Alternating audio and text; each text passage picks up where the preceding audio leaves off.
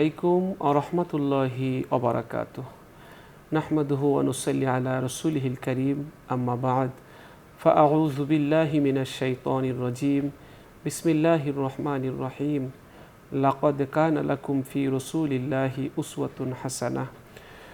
সুপ্রিয় দর্শক শ্রোতা, শুরু করছি আপনাদের প্রিয় অনুষ্ঠান আলোকিত প্রতিদিন। যে যেখান থেকে এই অনুষ্ঠান দেখছেন শুনছেন সকলকে আন্তরিক প্রীতি ও শুভেচ্ছা।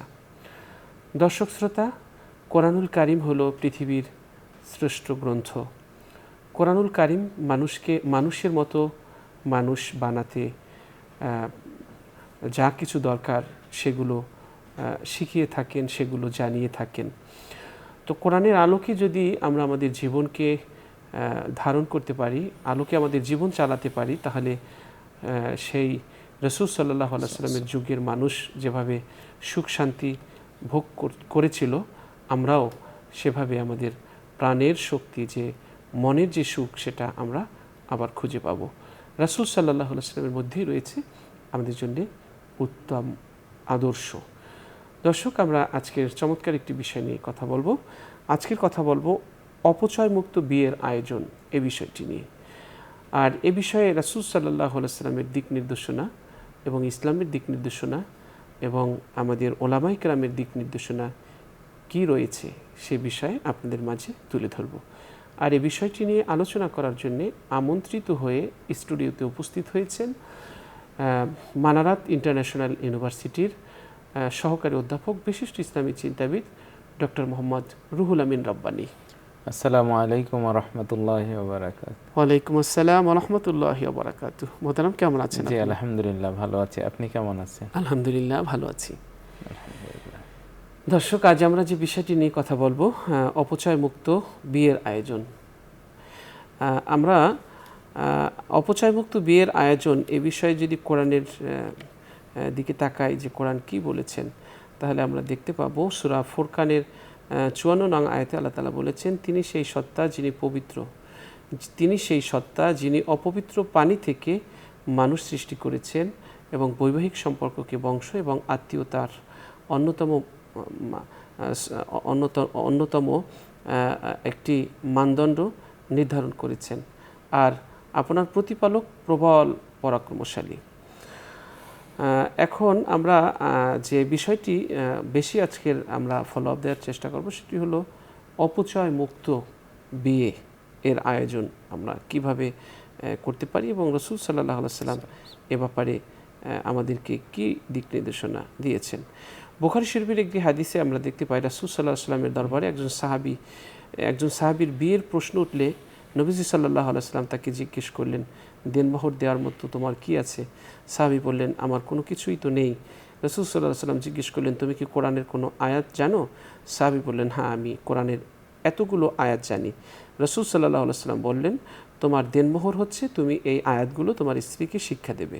তখন এভাবেই বিয়ে হলো। তো আমরা এই যে বিয়ের আয়োজনটা, এখানে আমরা এটাই এই হাদিসের মাধ্যমে জানতে পারলাম যে বিয়ের আয়োজনটা যতটা অপচয় মুক্ত করা যায়, সেটাই রাসূল সাল্লাল্লাহু আলাইহি ওয়াসাল্লাম চেষ্টা করেছেন। তো আমাদের দেখা যায় যে একটা ছেলে বেকার, কিন্তু তার বিয়েতে 10 লাখ টাকা খরচ হয়ে যায়। অথচ এই 10 লাখ টাকা অপচয় না করে যদি এই 10 লাখ টাকা দিয়ে তার একটা ব্যবসা বাণিজ্য অথবা নিজের জীবিকা নির্বাহের একটি পথ খোলা হয়, তাহলে দেখা যায় যে তার জীবনটা স্বাভাবিকভাবে চলবে। তো আমরা অনেকে সামাজিকতা রক্ষা করতে গিয়ে দেখা যায় যে মেয়ে পক্ষ ছেলে পক্ষ উভয় অনেক বড় একটি অনুষ্ঠান করে, যেটা অনেক কিছু অপচয় হয় এবং যেটা অপচয় না করলেও পারা যেত। সেই অপচয়ের মাধ্যমে দেখা যায় তার অর্থটা অপচয় হয়ে যায়, খরচ হয়ে যায়, কিন্তু পরবর্তী সময়ে তার স্বাভাবিক জীবন যাপনে একটা টানাপোড়েনের মধ্যে তাকে থাকতে হয়। তো এক্ষেত্রে রাসূল সাল্লাল্লাহু আলাইহি ওয়াসাল্লামের পুরো জীবনটা যদি আমরা দেখি এবং সাহাবায়ে কেরামদের, তাহলে আমরা দেখব যে নবীজি সাল্লাল্লাহু আলাইহি ওয়াসাল্লাম সব সময় কিন্তু এই অল্প খরচ যে বিয়েতে হয় সেটাই উৎসাহিত করেছেন এবং সেভাবেই সাহাবায়ে কেরামদেরকে অ্যাডভাইস করেছেন যেন বিয়েতে অতিরিক্ত অপচয় না হয় এবং যে বিয়েতে কম খরচ হবে সেই বিয়েতে সেই বিয়ে হলো বরকতপূর্ণ বিয়ে। তো আমরা আজকের এই বিষয়টি নিয়ে আমাদের মোহতারামের কাছ থেকে আমরা আলোচনা শুনবো। চলুন আমরা যাচ্ছি অতিথির কাছে। মোহতারাম, খুব কমন একটি বিষয় যে বিয়ে শাদিতে আমাদের প্রচুর হয় এবং অনেক মানে পরিবার বুঝে এক একটা বিয়ের খরচ হয় 50 লাখ, 60 লাখ, 30 লাখ, 1 কোটি। হ্যাঁ, আবার তো অনেক খরচ হয়, দেখা যায় যে খাবারও নষ্ট হয়, প্রচুর মেহমানও আসে না, তারপরে অনেকভাবে অপচয় হয়ে যায়। তো এগুলো রোধ করে কিভাবে আমরা অপচয় মুক্ত বিয়ের আয়োজন করতে পারি? জি জি, আলহামদুলিল্লাহ ওয়াসসালাতু ওয়াসসালামু আলা রাসূলিল্লাহি ওয়া আলা আলিহি ওয়া সাহবিহি আজমাইন। আলোকিত প্রতিদিনের আজকের এই অনুষ্ঠান দেশে বা প্রবাসে যে যেখান থেকে আমাদের সঙ্গে যুক্ত হয়েছেন সকলকে মোবারকবাদ জানাচ্ছি। অত্যন্ত জীবন ঘনিষ্ঠ এবং সমসাময়িক একটি বিষয় যে অপচয় মুক্ত বিয়ের আয়োজন। এই বিষয়ে কথা বলতে হলে আমাদেরকে ভূমিকা স্বরূপ কয়েকটি কথা বলতে হয়। সেটা হচ্ছে ইসলামে বিয়ের গুরুত্বটা কী। বিয়ে আসলে জীবনচক্রে গুরুত্বপূর্ণ একটি ধাপ। একজন নারী এবং একজন পুরুষের যৌথ জীবনের একটা স্বতঃস্ফূর্ত অঙ্গীকার হচ্ছে বিয়ে। পারস্পরিক সহ অবস্থানের স্বীকৃত এবং দ্বিপাক্ষিক একটি চুক্তি হচ্ছে এই বিবাহ, যে চুক্তির ফলে বিপরীত লিঙ্গের দুজন মানুষের মধ্যে একটা সেতুবন্ধন রচিত হয়। এর দ্বারা মানুষ তার মনের কামনা বাসনাকে বিধিবদ্ধভাবে নিয়ন্ত্রণ করে মনের প্রশান্তি লাভ করে। দৃষ্টি সংযুক্ত রাখার এবং উন্নত চরিত্র গঠনের যে কার্যকারী ব্যবস্থা আল্লাহ তাআলা করেছেন তাই হচ্ছে বিবাহ। আল্লাহ সুবহানাহু ওয়া তাআলা মানুষকে সৃষ্টি করেছেন নাপাক পানি দ্বারা, কিন্তু এর পাশাপাশি দুটি ধারা তিনি নির্ধারণ করেছেন। একটি হচ্ছে বংশ আর একটা হচ্ছে বিয়ের যে শ্বশুর বংশ। দুটি বিষয় নির্ধারণ করেছেন আল্লাহ তাআলা। ইসলামে বিবাহের গুরুত্ব যদি আমরা দেখি, প্রথমে যে কথাটি চলে আসে সেটা হচ্ছে যে ইসলাম মূলত বেশ কিছু বিধিবিধান দিয়েছে। সেই বিধিবিধানের পিছনে অন্তরালে অনেক উদ্দেশ্য রয়েছে, যেগুলোকে আমরা আধুনিক পরিভাষায় মাকাসিদুশ শরিয়া বলে থাকি। অর্থাৎ শরিয়াতের এই জীবন বিধানের উদ্দেশ্যটা কী। আমরা বিয়ের বিষয়টি নিয়ে যদি চিন্তা করি তাহলে আমরা দেখব যে আল্লাহ তাআলা বিয়ের ব্যবস্থাটাই করেছেন কেন, হিফজুন নাসল বা বংশধারার সংরক্ষণের জন্য।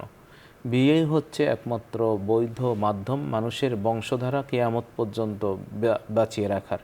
বিয়ে যদি না থাকে, বৈধভাবে যদি মানুষের সন্তান না আসে, তাহলে মাত্র কয়েক বছরের মধ্যেই বা 1 শতাব্দীর কম সময়ের মধ্যেই মানুষের বংশ পৃথিবী থেকে শেষ হয়ে যাবে। এজন্য আল্লাহ তাআলা এই বিয়ের বিধান দিয়েছেন। আল্লাহ তাআলার একটি সুন্নাত হলো, আল্লাহ তাআলার একটি নিয়ম হলো, তার যদি কোনো কাজ তিনি নিষিদ্ধ করেন তাহলে তার বিকল্প একটি বৈধ কাজ আল্লাহ তাআলা দিন। আল্লাহ তাআলা জেনা, ব্যভিচার, সমকামিতা, স্বমেহন ইত্যাদি কি নিষিদ্ধ করেছেন। তো তার বিকল্প হিসাবে আল্লাহ সুবহানাহু ওয়া তাআলা বিয়ের যে বৈধতা দান করেছেন, এর মাধ্যমেই মানুষ তার চাহিদা, শারীরিক চাহিদা, যৌবিক চাহিদাকে মানুষ পূরণ করে থাকে। এজন্য জেনার বিকল্প বা সমকামিতার বিকল্প হিসেবে আল্লাহ তাআলা এই বিয়ের ব্যবস্থাপনা এবং বিয়ের নির্দেশনা আল্লাহ তাআলা দিয়েছেন। আল্লাহ তাআলা শুধু এই নির্দেশ দিয়েই থামেননি, আল্লাহ তাআলা এই বিবাহকে তার অস্তিত্বের একটা নিদর্শন হিসেবে উল্লেখ করেছেন। আল্লাহ বলছেন যে অমিন আয়াতিহি আন খালাকা লাকুম মিন আনফুসিকুম আজওয়াজান লিতাসকুনু ইলাইহা ওয়া জাআলা বাইনাকুম মাওয়াদ্দাতান ওয়া রাহমা ইন্না ফি যালিকা লাআয়াতিন লিকাওমিন ইয়াতাফাক্কারুন।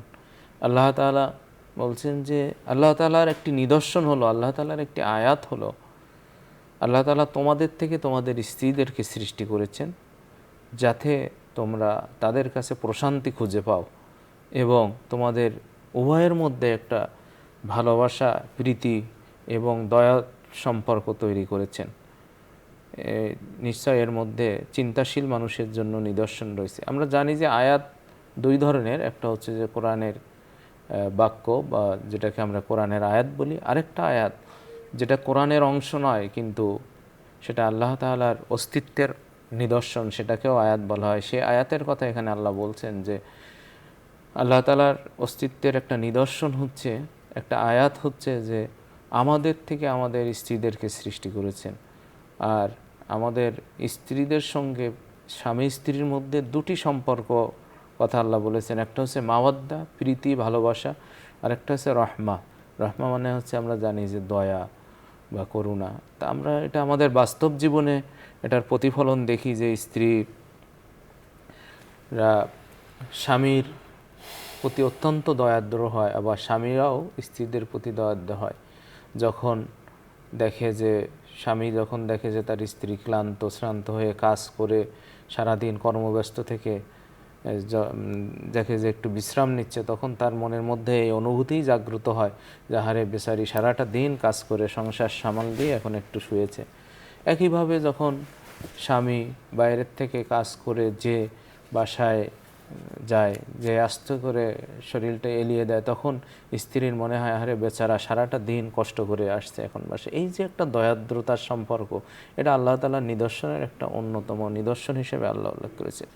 এই বিবাহ সব নবীর সুন্নাত, নবীদের সুন্নাত। আল্লাহ তাআলা বলছেন যে ওয়ালাকাদ আরসালনা রাসূলাম মিন ক্বাবলিকা ওয়া জাআলনা লাহুম আজওয়াজাও ওয়া যুররিয়া। এর আগে আমি অনেক নবী রাসূল তোমার কাছে মানুষের কাছে প্রেরণ করেছি এবং তোমার পূর্বে অনেক রাসূল প্রেরণ করেছি, এবং তাদের জন্য আমি তাদের স্ত্রীও ছিল, সন্তান সন্ততিও ছিল, তাদের এটা আমি নির্ধারণ করেছিলাম তাদের জন্য। আল্লাহ তাআলা এসব কারণেই বিবাহের নির্দেশ দিয়েছেন কোরআনে কারীমের মধ্যে। আল্লাহ বলছেন ফানকুহু মা তাবা লাকুম মিনান নিসা, তোমাদের মধ্যে তোমাদের পছন্দ মোতাবেক নারীদেরকে বিয়ে করো। আল্লাহ তাআলা কোরআনে কারীমের মধ্যে যে সমস্ত বিষয়ের বিধান অত্যন্ত স্পষ্টভাবে বিস্তারিতভাবে উল্লেখ করেছেন, তার মধ্যে বিবাহ একটি। কাদেরকে বিয়ে করা যাবে, কাদেরকে করা যাবে না, তারপরে বিয়ে পরবর্তী যে বিষয়গুলো থাকে সাধারণত দুধ পান, পরে ভরণ পোষণ, এরপরে হচ্ছে যে বীর তালাক ইত্যাদি মাসলা মাসাইল যেগুলো রয়েছে, তার অধিকাংশই আল্লাহ তাআলা কোরআনে কারীমের মধ্যে স্পষ্টভাবে বর্ণনা করেছেন।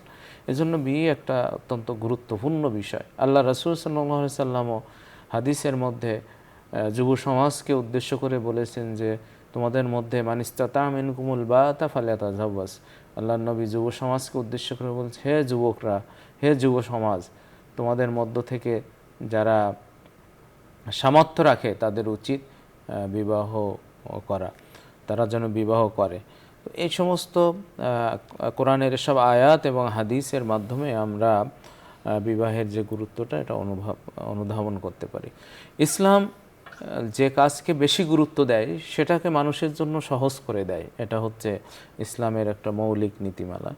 যে কাজ বেশি প্রয়োজন সেটা অনেক সহজ। যেহেতু বিয়ের গুরুত্ব বেশি, এটা মানব সমাজের জন্য অত্যন্ত জরুরি, এজন্য ইসলাম বিবাহ পদ্ধতি, বিবাহের আয়োজন, বিবাহের সব কিছুকে সহজ করে দিয়েছে। আল্লাহর নবী বলেছেন যে খায়রুস সাদাকে আইসারুহা, যেহেতু বিয়ের মধ্যে মোহরানা একটা গুরুত্বপূর্ণ বিষয়, আমরা যেটাকে দেনমোহর বলি, এই দেনমোহর প্রদান করার বিষয়ে আল্লাহ তাআলা নির্দেশ দিয়েছেন যে তোমরা বিয়ের সময় যে দেনমোহরের বিষয়টি আল্লাহ উল্লেখ করেছেন কোরআনে কারীমের মধ্যে। তো আল্লাহর নবী বলছেন যে সবচেয়ে উত্তম কল্যাণকর হচ্ছে মোহরানা হচ্ছে যেটা সহজ, যেটা পালন করা সহজ, অর্থাৎ পুরুষ বা বর স্ত্রীকে যে মোহরানা হিসেবে যেটা দিবে, এইটা আমাদের সমাজে বিষয়টি সম্পূর্ণ উল্টা হয়ে গিয়েছে। মানে কত বেশি মোহরানা ধার্য করা যায় এটা নিয়ে আমরা ব্যস্ত থাকি। মানে বিশেষ করে কনে পক্ষ কত বেশি আদায় করে নিতে পারে আর ছেলে পক্ষ কত কমাতে পারে, এভাবে একটা প্রতিযোগিতা চলতে থাকে আমাদের মধ্যে। অথচ ইসলাম বলছে যে যেটা পালনের জন্য উপযোগী, অর্থাৎ ছেলের সামর্থ্য অনুযায়ী যেটা পালন করতে পারবে। কারণ আমাদের এক্ষেত্রে আরেকটা ভুল ধারণা রয়েছে, আমরা মনে করি যে মোহরানাটা যদি স্বামী স্ত্রীর মধ্যে তালাক হয়ে যায় তখন মনে হয় দিতে হয়, কিন্তু না, এটা তালাকের সাথে সম্পৃক্ত নয়, এটা হচ্ছে বিয়ের সাথে সম্পৃক্ত। স্বামী স্ত্রীকে মোহরানা প্রদান করবে, এটা তার জন্য আবশ্যক এবং বিয়ের অন্যতম শর্ত। মোহরানা ছাড়া বিয়ে শুদ্ধ হয় না। তো এজন্য আমাদের ইসলাম কি করেছে যে মহারানা যত সহজ পালনের জন্য যত সহজ সেটাই হচ্ছে উত্তম, সেই হিসাবে উনি উল্লেখ করা হাদিসের মধ্যে আল্লাহ রসুল উল্লেখ করেছেন। অন্য হাদিসের মধ্যেও আম্মা জান আয়েশা সিদ্দিকা রাদিয়াল্লাহু তাআলা আনহা বলছেন যে ইন্না রাসূলুল্লাহ সাল্লাল্লাহু আলাইহি সাল্লাম বলেছেন ইন্না মিন ইউমনিল মারাতি তাইসিরু খিতাবাতাহা ওয়া তাইসিরু সাদাকিহা ওয়া তাইসিরু রাহিমাহা। অর্থাৎ মুমিন নারীর জন্য সৌভাগ্য হচ্ছে তিনটি। একটা হচ্ছে যে তার খেদবা মানে তার প্রস্তাব, বিয়ের প্রস্তাবটা যদি সহজ হয়, অর্থাৎ সমাজে এমন অনেক মানুষ রয়েছে যাদের সমপর্যায়ের মানুষও তাদেরকে বিয়ের প্রস্তাব দিতে সাহস পায় না, ভয় পায় যে না আমরা তাকে প্রস্তাব দিতে পারি না। এইটা নয়, বরং যার প্রস্তাব দেওয়াটা সবার জন্য সহজ হয় বা সহজে যার প্রস্তাবনাটা হয়ে যায় সেটা। তারপরে সে যার মোহরানাটা নির্ধারণ করা হয় সহজে এবং হচ্ছে যে সন্তান ধারণ করতে পারে সহজে, এইগুলো আল্লাহ নবী সহজ হিসাবে, উত্তম হিসাবে, নারীর সৌভাগ্য হিসাবে বর্ণনা করেছেন।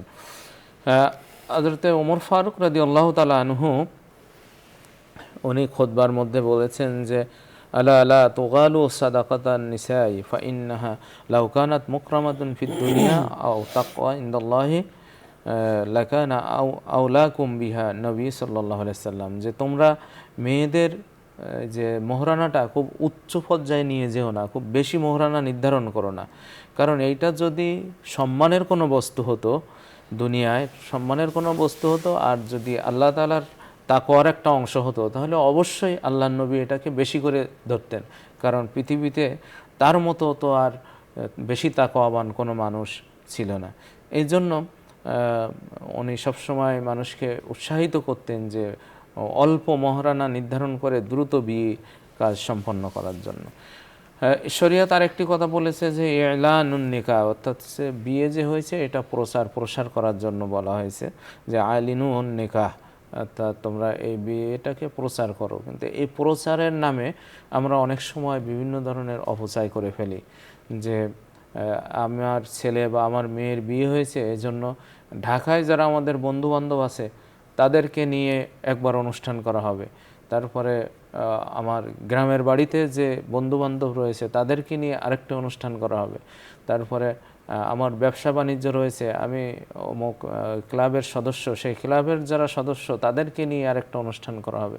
এভাবে একটা অনুষ্ঠানকে আমরা বারবার মানে একটা বিয়ের অনুষ্ঠান আমরা কয়েকবার করে থাকি। কিন্তু ইসলাম বলছে যে বিয়ের অনুষ্ঠানটা মূলত হবে হচ্ছে ছেলের বাড়িতে, যেটাকে আমরা অলিমা বলি, সেটা মেয়ের বাড়িতেও অনুষ্ঠান করা ইসলাম ওইভাবে নির্দেশনা দেয়নি। কিন্তু যদি কেউ মেয়ের বাবা যদি আনন্দঘন একটি অনুষ্ঠান করতে চায় সেটা তার ব্যাপার, কিন্তু এটা বাধ্যতামূলক কোনো কিছু নয়। ইসলামের দৃষ্টিতে যেটা করতে হবে সেটা হচ্ছে অলিমা।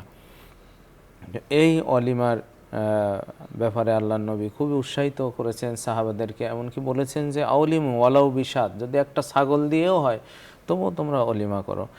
এরপরে হচ্ছে যে বিয়ের বা বর কনের যে বিয়ে হলো, এই বিয়েটার যে একটু যার উইশ করা, বর কনেকে, নতুন বর এবং কনেকে উইশ করা, আল্লাহর নবী সাল্লাল্লাহু আলাইহি সাল্লাম যখন কেউ বিয়ে করতেন তাদেরকে দোয়া করতেন, বারাকাল্লাহু লাকা ওয়া বারাকা আলাইকা ওয়া জামা বাইনাকুমা ফি খাইর, যে আল্লাহ তাআলা তোমার জন্য বরকত দিক, তোমাদের উপরে বরকত দিক, এবং আল্লাহ তাআলা তোমাদেরকে সব ভালো কাজে, যেভাবে বিয়েতে মিলিত হয়েছে তোমরা সব ভালো কাজের জন্য মিলিত হতে পারো সেই তৌফিক দান করুন।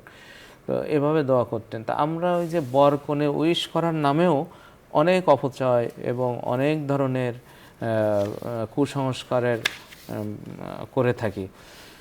ইসলাম অপচয় সম্পর্কে একটু কথা জানার বেশ কিছু গুরুত্বপূর্ণ বিষয় রয়েছে। আল্লাহ তাআলা মানুষকে যা কিছু করার নির্দেশ দিয়েছেন সেইগুলোতে যদি কেউ অতিরিক্ত করে, সীমার অতিরিক্ত, তাহলে সেটাকে বলা হয় অপচয়। আর যেগুলোকে আল্লাহ তাআলা করার অনুমোদন দেন নাই এমন কাজে যদি অতিরিক্ত করা হয় সেটাকে বলা হয় অপব্যয়। আরবিতে অপচয় বলা হয় ইসরাফকে। আল্লাহ বলছেন ইয়া বানি আদম খুযু যিনাতাকুম ইনদা কুল্লি মসজিদিন ওয়া কুলু ওয়াশরাবু ওয়া লা তুসরিফু, তোমরা খাও, পান করো, ওয়ালা তুসরিফু, কিন্তু তোমরা অপচয় করো না। ইন্নাহু লা ইউহিব্বুল মুসরিফিন, নিশ্চয় তিনি অপচয়কারীকে পছন্দ করেন না। আল্লাহ তাআলা এই আয়াতের মাধ্যমে যে ঘোষণা দিয়েছেন তা হচ্ছে যে তোমরা খাও পান করো, অর্থাৎ আল্লাহ তাআলা খাওয়া এবং পান করার যে নির্দেশ দিয়েছেন এই নির্দেশ পরিপালনের ক্ষেত্রে যদি অতিরিক্ত কিছু করা হয় সেটা হচ্ছে ইসরাফ বা অপচয়। আর অন্য আয়াতে আল্লাহ তাআলা বলেছেন যে অপব্যয়কারী যেটা মুবাজ্জির সে হচ্ছে শয়তানের ভাই, যে আল্লাহ বলছেন যে তোমরা অপচয় করো না, অপচয়কারী আল্লাহ শয়তানের ভাই। তো কোনো মুমিন ব্যক্তি তো শয়তানের ভাই হতে পারে না। অতএব যে কাজ আল্লাহ তাআলা অনুমোদন দেননি এমন কাজ যদি করা হয় সেটাকে বলা হয় অপব্যয়, অর্থাৎ ব্যয়টা করা হয়েছে অপকাজে বা খারাপ কাজে বা নিষিদ্ধ কাজে, এটাকে বলা হয়। এজন্য অপচয় এবং অপব্যয় দুটি জিনিস, দুইটাই থেকেই আমাদেরকে বিরত থাকতে হবে। আল্লাহ নবী সাল্লাল্লাহু আলাইহি ওয়াসাল্লাম বলছেন, কুলু ওয়াশরাবু ওয়া তাসাদ্দাকু ফি গায়রি সারাফিন ওয়ালা মাখিলাতিন ইন্নাল্লাহা ইউহিব্বু আন ইয়ারা আসারা নি'মাতাহু আলা আবদিহি, অর্থাৎ তোমরা খাও পান করো এবং দান সদকা করো তোমাদের সামর্থ্য অনুযায়ী। এখানে তোমরা কি করো না, এই সারাফ অর্থাৎ অপচয় করো না, কেননা আল্লাহ তাআলা তার নিয়ামত তার বান্দার উপরে দেখতে চান। তো এই আয়াত এবং হাদিস দ্বারা বোঝা যাচ্ছে যে প্রকৃতপক্ষে বৈধ, যেমন ইসলামে বিবাহের একটা আয়োজন করা, অন্যদেরকে অলিমায় দাওয়াত দেওয়া, এটা ইসলাম বৈধ করেছেন, কিন্তু এই বৈধতা পালনের ক্ষেত্রে, বৈধ বিষয়টি পালনের ক্ষেত্রে যদি আমরা অপচয় অতিরিক্ত কিছু করে ফেলি তাহলে এইটাই হবে অপচয়। যেমন এই কোনটি অপচয় হবে আর কোনটি অপচয় হবে না, এর মানদণ্ডটা কি, এর সূচকটা কি, এটা যদি আমরা একটু চিন্তা করি তাহলে দেখতে পাবো যে মানুষের যে সমস্ত কাজের মুখাপেক্ষী মানুষ সেগুলো তিন ধরনের। একটা হচ্ছে যে জীবন বাঁচানোর জন্য যে কাজটি আবশ্যক সেটাকে ফোকাহে কেরাম বলেছেন যে জরুরিয়াত, অর্থাৎ যেটা না হলে জীবন বিপন্ন হয়ে যায়। যেমন খাওয়া, পরা, আমাদের সতর ঢাকার জন্য পোশাক থাকা, এটা হচ্ছে জরুরিয়াতের অন্তর্ভুক্ত, এটা অবশ্যই থাকতে হবে, তা নাহলে আমাদের জীবন, আমাদের ঈমানটা বিপন্ন হয়ে যাবে। এই জন্য এটা জরুরিয়াতের পর্যায়ে নিয়ে যাওয়া হয়েছে এবং এগুলোর সবার মৌলিক অধিকার হিসেবে গণ্য করা হয়েছে। এরপরে দ্বিতীয় যেটা, সেটা হচ্ছে হাজিয়াত। হাজিয়াত এমন প্রয়োজনকে বলা হয় যেগুলো পূরণ না হলে মানুষের জীবন বিপন্ন হয় না, কিন্তু হচ্ছে জীবনের ছন্দপতন হয়, জীবনটা যথাযথভাবে পরিচালনা করা কষ্ট হয়ে যায়। যেমন আমাদের আবহাওয়া, পরিবেশ এবং সার্বিক দিক বিবেচনা করে আমাদের খাওয়ারের যে রীতি রয়েছে, এই খাওয়ারের যে প্রয়োজন সেটা না হলে আমাদের জীবন, আমরা সাধারণ কিছু খেয়ে, যেমন মুড়ি খেয়ে বা এগুলো খেয়ে আমরা যেমন এই দুর্যোগের সময় এমন কিছু খাবার খাই যেগুলো আমাদের রেগুলার খাওয়ার নয়, তো এইটা জীবন বাঁচানোর তাগিদে আমরা খেয়ে থাকি। কিন্তু আমাদের যে রেগুলার খাবার রয়েছে, বাংলাদেশি মানুষ আমরা হয়তো ভাত বা রুটি, সবজি এগুলো খেয়ে থাকি, এগুলো না খেলে আমাদের জীবন চলে যায়, কিন্তু জীবনের ছন্দপতন হয়ে যায়, জীবনটা যথাযথভাবে হয় না। এই জন্য এই জাতীয় খাবার খাওয়াটা আমাদের হাজিয়াতের অন্তর্ভুক্ত। তো অপচয় বলা হয় এই হাজিয়াতের উপরে যে স্তরটি রয়েছে, যেটাকে আমরা বলি লাক্সারিয়াস, এই লাক্সারিয়াসের ক্ষেত্রে যদি আমরা মানে হাজিয়াতের পর্যায় অতিক্রম করে যদি লাক্সারিয়াসের ক্ষেত্রে আমরা চলে যাই এবং সেটা আমার সামর্থ্যের বাইরে যায়, অর্থাৎ যেমন হচ্ছে লোন করে নিয়ে আমরা এটা করলাম, বা হচ্ছে যে অন্যর থেকে সাময়িক নিয়ে বা স্থায়ীভাবে কোনো করে নিলাম, সেটা হচ্ছে আমাদের অপচয়ের পর্যায়ে পৌঁছে যাবে। এবং যে পরিমাণ যতটুকু দরকার তার চেয়ে বেশি যদি করা হয়, যেমন হচ্ছে যে আমাদের একটা কাজের জন্য 100 টাকা দরকার, কিন্তু আমি ইচ্ছা করে এইটা 100 টাকার উপরে চলে গেলাম, তখন এটা অপচয় হিসেবে গণ্য হবে। তো এই যে অপচয়, এই অপচয় থেকেই আল্লাহ তাআলা আমাদেরকে নিষেধ করেছেন। বিবাহের ক্ষেত্রে অপচয়ের অনেকগুলো খাত বর্তমানে দেখা যায়। যেমন আমরা বিয়ে শাদী থেকে বিভিন্ন যে কুসংস্কার করে থাকি, সেগুলোর মধ্যে আমরা যদি আলাদাভাবে বলি, যেমন হচ্ছে যে বর কনে সাজানোর সময় বিভিন্ন ধরনের পোশাক দেওয়া হয়, যেগুলো যার অনেকগুলো আছে ইসলাম সমর্থন করে না, এমন পোশাক দেওয়া হয়, এমন মালা পরানো হয় যেখানে দেখা যাচ্ছে যে জীবজন্তুর ছবি রয়েছে, সেগুলো পরানো হয়, এগুলো ইসলাম সমর্থন করে না। তারপরে হচ্ছে এই বরকনে সাজানোর পরে তারপর গায়ে হলুদের নামে আবার বিভিন্ন ধরনের অনুষ্ঠান করা হয়। তারপরে হচ্ছে যে গোসল করানোর জন্য আলাদা আয়োজন, মানে প্রতিটি স্তরে আমরা দেখি যে ভিন্ন ভিন্ন আয়োজন করে মানে আমাদের বিয়েটাকে কঠিন করে তোলা হয় এবং প্রত্যেক জায়গায় আমাদের মানে অপচয়ের একটা খাত খুলে নেওয়া হয়। এরপরে প্রবেশ করার সময় গেটে একটা এই থাকে অপচয়, তারপরে আবার খাওয়ার পরে বরকে হাত ধোয়ানোর একটা পর্ব থাকে, মানে প্রতি পদে পদে মানে এটা প্রতিটি মুহূর্তে আর কি, মানে একটা একটা স্তর সামনে যাবেন সেখানে কিছু অপচয়, ওই স্তরটা শেষ করে আবার যখন আর একটু সামনে যাব তখন বাসর ঘরে ঢুকানোর জন্য একটা কি বলে এটাকে যে আরেক ধরনের অপচয়। এভাবে মানে একেবারে শুরু থেকে নিয়ে শেষ পর্যন্ত প্রত্যেকটি স্তরে নানামুখী যে অপচয়ের একটা দরজা খুলে গিয়েছে আমাদের এই সমাজে। তো ইসলাম বিয়েতে আনন্দ করাকে বৈধতা দিয়েছে কিভাবে, সেটা হচ্ছে শরঈ যে সীমারেখা রয়েছে সেই সীমারেখার ভিতরে থেকে তারপরে সেটা করতে হবে আনন্দ। আমরা দেখেছি হাদিসের মধ্যে বা ফিখের কিতাবে বা হচ্ছে যে সিরাতের কিতাবে যে বিয়ের অনুষ্ঠানে বিভিন্ন ধরনের আয়োজন হয়েছে, সেখানে অনেকেই আনন্দ উৎফুল্ল হয়েছে, বাচ্চারা সেখানে গান গেয়েছে, দপ বাজিয়েছে, কিন্তু সবগুলো হচ্ছে শরঈ সীমারেখার ভিতরে রেখে। যদি এসব ক্ষেত্রে শরঈ সীমারেখাটা অতিক্রম হয়ে যায় তাহলে ওই বিয়ের মধ্যে বরকতটাও কমে যায়। তো আল্লাহ নবী সাল্লাল্লাহু আলাইহি সাল্লাম নিজেই বিয়ে করেছেন এবং তার জন্য 4-এর অধিক বিয়ে করা বৈধ ছিল, তিনি সে 4-এর অধিক বিয়ে করেছেন আল্লাহ নবী। এরপরে হচ্ছে অন্য তার মেয়েদেরকে বিয়ে দিয়েছেন, অন্যান্য সাহাবীরা তারা বিয়ে করেছেন, তাদের মেয়েদেরকে বিয়ে দিয়েছেন। তাহলে হচ্ছে আমাদের জন্য উত্তম আদর্শ। আমরা যে বিয়েতে এখন যেভাবে এবার অপচয় করা শুরু করেছি তা থেকে আমাদের এই বরকতটা কমে যাচ্ছে। যেমন অপচয় মুক্ত বিয়ে যেটা হবে সেটাতেই বেশি বরকত হবে।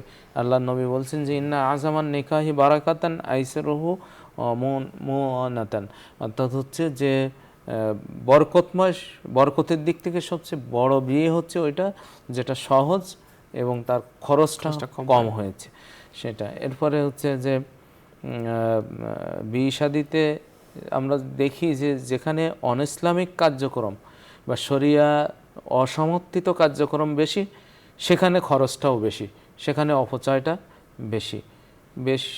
এরপরে আমরা দেখি যে ওই যে বিয়েতে ডিজে পার্টির নামে বিভিন্ন আয়োজন করা হয় যেখানে প্রতিবেশীদের পর্যন্ত ঘুমাতে কষ্ট হয়, প্রতিবেশীদের স্বাভাবিক চলাচল বিঘ্নিত হয়। এগুলো প্রতিবেশীর কষ্ট দিয়ে এ জাতীয় অনুষ্ঠান করা অন্য দিক থেকে আবার ভিন্ন ধরনের পাপ হিসাবে গণ্য হবে, ভিন্ন ধরনের অপরাধ হিসাবে গণ্য হবে। তো এখানে আমাদের কাছে আমরা একটা তথ্য দিতে পারি, সেই তথ্যটা হচ্ছে যে ইংল্যান্ডের একটি রিসার্চ ফাউন্ডেশন, একটা গবেষণা সংস্থা, তারা একটা গবেষণা করেছে, ম্যারিজ ফাউন্ডেশন নামে একটি গবেষণা সংস্থা। তারা গবেষণা করে দেখেছে যে দম্পতিরা তাদের বিয়েতে হাজার হাজার পাউন্ড খরচ করে জমকালো অনুষ্ঠানের মাধ্যমে তাদের বৈবাহিক জীবন শুরু করে এবং অপচয় করে, তাদের বিয়ে বিচ্ছেদের ঝুঁকিটা বেশি থাকে। তাদের যে গবেষণা, সে গবেষণায় ফুটে উঠেছে যে যেসব দম্পতি তাদের বিয়েতে 20,000 পাউন্ডের বেশি খরচ করেছে তাদের 10% বিয়ে টিকেছে মাত্র 3 বছর, মানে 3 বছরের মধ্যে তাদের 10%-এর বিয়েটা ভেঙে গেছে। তাদের বিয়ে অত্যন্ত আবার তাদের বিপরীত পক্ষে তাদের গবেষণায় ফুটে উঠেছে যে যাদের বিয়েতে কম খরচ হয়েছে, বিয়ের অতিথি সংখ্যা 10 বা তাদের কম, তাদের বিয়ে অন্তত 1 দশকের বেশি স্থায়ী হয়েছে। তো যার হার বিয়েতে অধিক খরচকারীর তুলনায় কম আর কি, যে তার মানে যারা কম খরচ করে তাদের বিয়েটা বেশি স্থায়ী হয়, এরকম একটা পরিসংখ্যানে তারা জরিপ করে এই রেজাল্টটা বের করেছে। এটা হতে পারে আল্লাহ তাআলা এবং তার রাসূলের আদর্শকে তারা হয়তো ওই হিসাবে গ্রহণ করে নাই, কিন্তু আল্লাহ এবং তার রাসূল যে নির্দেশনাগুলো দিয়েছেন, যে নির্দেশগুলো দিয়েছেন, সেগুলো পুরা মানবতার জন্য কল্যাণকর। সেই কল্যাণের একটি প্রতিচ্ছবি এখানে দেখা গিয়েছে, যে তারা এটা এই কারণে যাদের খরচ কম তাদের হচ্ছে বিয়ের স্থায়িত্বটাও বেশি। এছাড়া তারা এই গবেষণার লাস্টে যে একটা রিকমেন্ডেশন করেছে যে বিয়েতে অবশ্যই আত্মীয় স্বজন ও বন্ধুদের দাওয়াত করা উচিত, যাতে বিবাহিত দম্পতির বিয়ের বিষয়টি সবার মধ্যে প্রচারিত হয়, যা তাদের মধ্যে দায়িত্ববোধ বাড়িয়ে দিবে। তবে খরচের বিষয়ে অহেতুক খরচ এড়ানো বাঞ্ছনীয়। এটা হচ্ছে ওই রিপোর্টের লাস্টে এসে তারা একটা রিকমেন্ডেশন দিয়েছে, তারা একটা সুপারিশ দিয়েছে যে এমনটি হতে পারে। এইসব দিকে আধুনিক এই গবেষণা থেকে যে চিত্রটা ফুটে উঠেছে তার আলোকে আমরা বলতে পারি যে বিয়ের অনুষ্ঠানটা আমাদের সব সময় গুনাহ মুক্ত করা উচিত। বিবাহ যেহেতু মহান আল্লাহ তাআলার নির্দেশ পালনেরই একটা অংশ, এটা একটি ইবাদত। এই জন্য এই ইবাদত পালনের জন্য আমরা যে অনুষ্ঠানটা করি এটা একটা ইবাদতের অনুষ্ঠান, এটা একটা ইবাদতের মাহফিল। এই জন্য আমাদের উচিত হচ্ছে যে এই ইবাদতে যেন কোনো গুনার মিশ্রণ না হয়, তাহলে আল্লাহ তাআলার অজস্র রহমত আমাদের উপরে বর্ষিত হবে। এজন্য বর্তমানে বিয়ের অনুষ্ঠানে যে সমস্ত অন্যায়গুলো হয়, এটা আমরা সবাই জানি যে এটা শরিয়া সমর্থিত নয় এই কাজটি, তারপরেও কেন জানি করি। আমাদের একটা খোড়া যুক্তি হচ্ছে যে বিয়ে তো মানুষ একবারই করে, একটু আনন্দ না করলে, একটু না করলে, গান বাজনা না করলে কেমনি হবে। কিন্তু না, আল্লাহ তাআলা সবসময় মানুষের জন্য যেটা কল্যাণকর সেটাই আমাদেরকে করার নির্দেশ দিয়েছেন। এজন্য আমাদের বিয়েটাকে সবসময় অপচয় মুক্ত করতে হবে, তাহলে এর মধ্যে বরকত থাকবে এবং আল্লাহ তাআলার তার যে আয়াতের অংশ হিসেবে এই বিবাহকে এবং স্বামী স্ত্রীর দাম্পত্য সম্পর্ককে উল্লেখ করেছেন, সেই সম্পর্কের সেই বারাকাটা আমরা অর্জন করতে পারবো। এজন্য আমাদের উচিত সবসময় সব ধরনের মানে অপচয় থেকে মুক্ত হয়ে আমাদের এই বিয়ের আয়োজনটি করা। আল্লাহ তৌফিক দান করুন। অনেক চমৎকার আলোচনা করেছে মোহতারাম। প্রিয় দর্শক শ্রোতা, বিয়ের ক্ষেত্রে মোহরানা আদায় করা একটা খুব গুরুত্বপূর্ণ বিষয়। আমরা জানি মোহরের শরীর বিধান হলো 10 দিরহামের কম না হওয়া। 10 দিরহামের পরিমাণ বর্তমান হিসেবে 3.25 ভরি খাঁটি রূপা। 3.25 ভরি খাঁটি রূপার মূল্য যখন যা হয় মোহরের সর্বনিম্ন মূল্য তখন তা হবে। তবে এই সুযোগ কাজে লাগিয়ে কোনো নারীকে ঠকানো যাবে না। স্ত্রী বংশ এবং তার সমমানের মেয়েদের মোহরের পরিমাণ বিবেচনা করাও মোহরের সর্বোচ্চ কত হবে এটা কোনো নির্ধারিত নাই, কিন্তু এই যে সর্বনিম্ন 10 দিরহাম এইটার ক্ষেত্রে সর্বনিম্ন এর চেয়ে যেন কম না হয়, কিন্তু এই ক্ষেত্রে তার বংশ এবং সমমানের মেয়েদের মোহরের পরিমাণ বিবেচনা করা উচিত হবে। মোহর সর্বোচ্চ পরিমাণ কত হবে এটা নির্ধারিত নেই, তবে মোহরে ফাতিমির পরিমাণ হলো 500 দিরহাম বা 131.25 তোলা রূপা।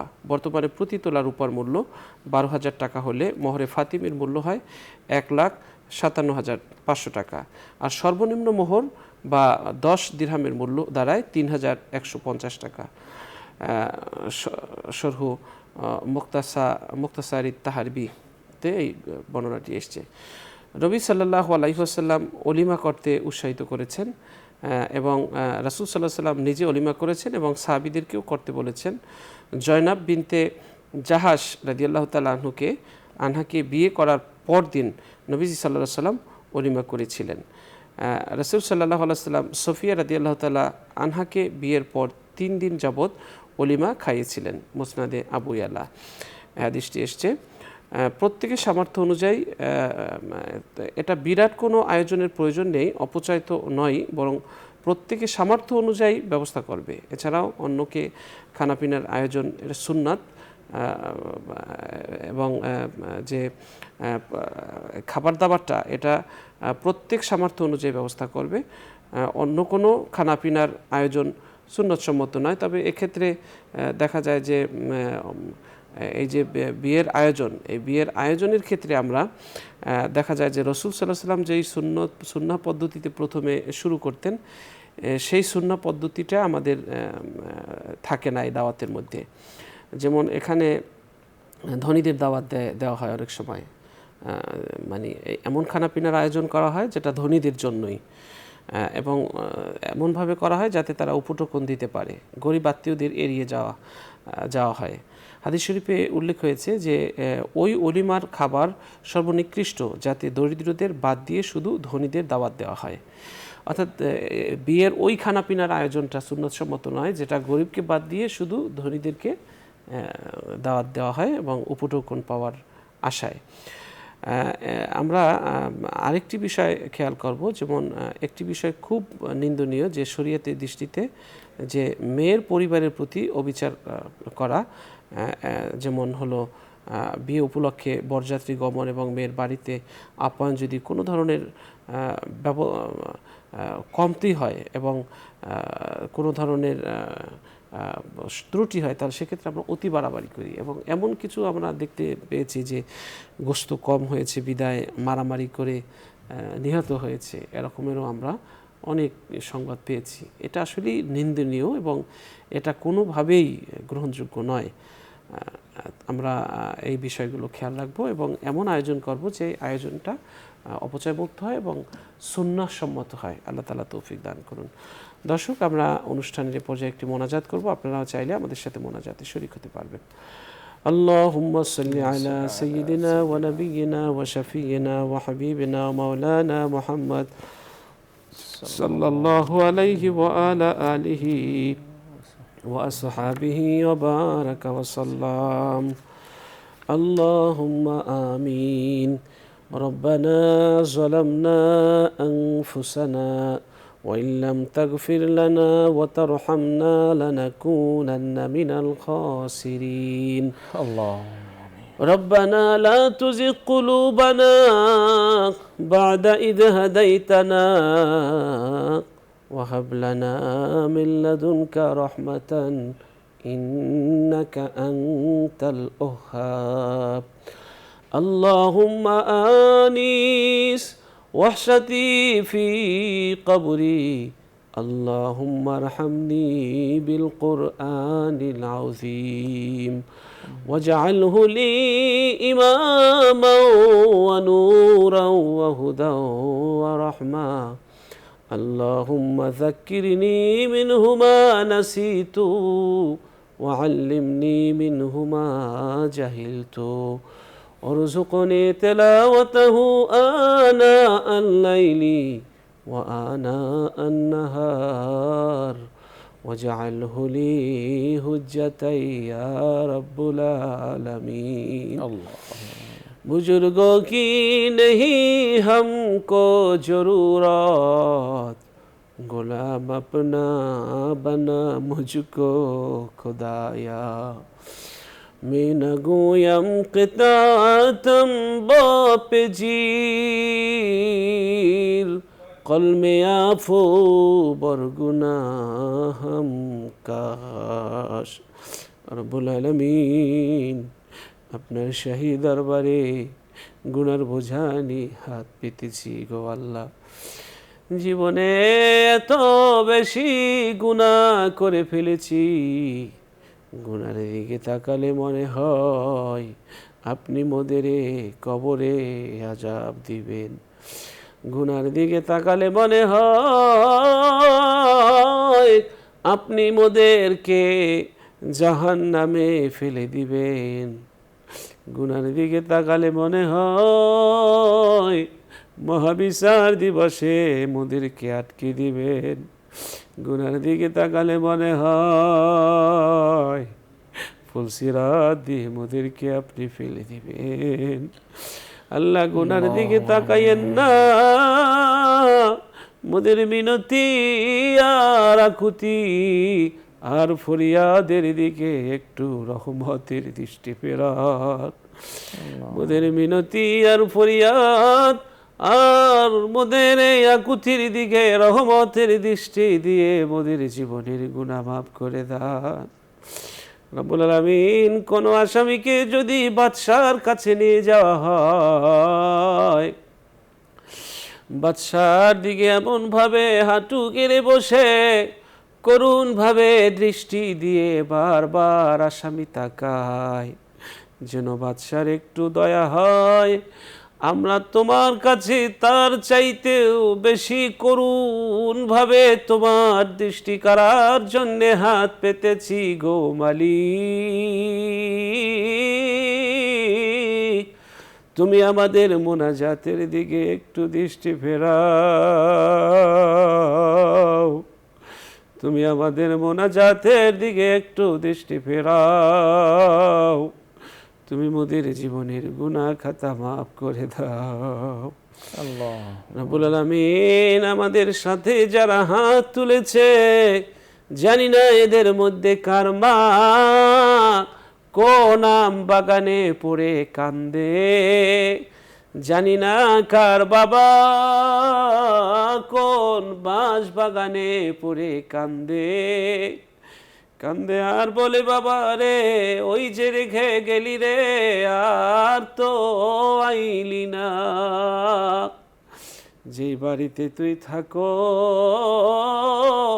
ওই বাড়ি একদিন আমার ছিল, যেই ঘরে তুই থাকো ওই ঘরে একদিন আমি থাকতাম, যেই উঠানে তুই হাঁটো ওই উঠানে আমি হাঁটতাম। ওই যে দিয়ে গেলি রে, আর তো আইলি না রে বাপ, একটু দোয়া কর, বড় কষ্টে আছি। রব্বুল আলামিন, যার মা নেই বাবা নেই, তার মা বাবার জীবনের গুনাহ মাফ করে দাও। কারোর মা বাবারে তুমি কবরে বেরো না, কারোর মা বাবারে কবরে কান্দাইও না, কারোর মা বাবাকে কবরে আযাব দিও না। সবার মা বাবার কবরকে তুমি জান্নাতের বাগান বানায়া দাও। আল্লাহ, এই অনুষ্ঠানের পৃষ্ঠপোষক বসুন্ধরা গ্রুপের চেয়ারম্যান, আল্লাহ চেয়ারম্যান এমডি সহ সকল ডিসিশন মেকারদেরকে তুমি মাফ করে দাও। সবাইকে সুস্থ রাখো, ভালো রাখো, নিরাপদে রাখো। বসুন্ধরা গ্রুপের সবগুলো প্রতিষ্ঠানকে তুমি কবুল আর মঞ্জুর করে নাও। মালিক, কত মানুষকে তুমি মাফ করে দিয়েছো আল্লাহ, সে মানুষদের মতো তুমি মোদেরকেও মাফ করে দাও। সুবহানা রাব্বিকা রাব্বিল ইজ্জাতি আম্মা ইয়াসিফুন ওয়া সালামুন আলাল মুরসালিন আলহামদুলিল্লাহি রাব্বিল আলামিন। দর্শক, আমরা আজ এখানেই শেষ করছি। আল্লাহ হাফেজ। আসসালামু আলাইকুম ওয়া রাহমাতুল্লাহি ওয়া বারাকাতুহু।